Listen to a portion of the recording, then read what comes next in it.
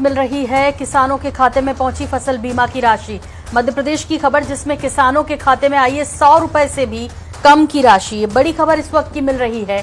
जोर शोर से इस बीमा की राशि को देने का ऐलान भरती बीजेपी, जिसमें 100 रुपए से भी कम की राशि किसानों के खातों में। कुछ किसानों के खाते में आए 11 से लेकर सिर्फ 50 रुपए की राशि देखने के बाद किसानों में जमकर नाराजगी देखने को मिल रही है। बड़ी खबर इस वक्त आ रही है। और जिस तरह से फसल बीमा के नाम पर इतने दिनों से ढिंढोरा पीटा जा रहा था, वहां जो राशि आई है वो किसी के खाते में 11 रुपए, किसी के खाते में 30 रुपए, किसी के खाते में 50 रुपए की राशि आई है। और उसके बाद किसानों में नाराजगी देखने को मिल रही है। हमारे विशेष संवाददाता अनुराग मालवीय हमारे साथ जुड़ गए, उनसे और जानकारी लेंगे इस विषय पर। अनुराग, ये क्या है 11 रुपए, 50 रुपए, 100 रुपए, ये क्या कर रही है पार्टी? मतलब सरकार ने किसानों का मजाक उड़ा रहे हैं क्या? कर क्या रहे हैं ये लोग? देखिए, बिल्कुल साफ तौर पे सुबह से ही हम ये बता रहे हैं कि किस तरीके के आदेश निकाले गए और किस तरीके से उसके परिणाम है।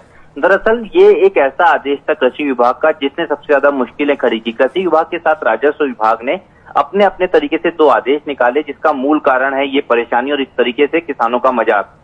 आदेश ये निकाला गया कि किसानों की फसल बीमा की राशि जो दी जाएगी उसमें से कर्ज की राशि काट दी जाएगी। वो समय जब किसानों की लगातार 3 सीजन में फसलें बर्बाद हुई हैं।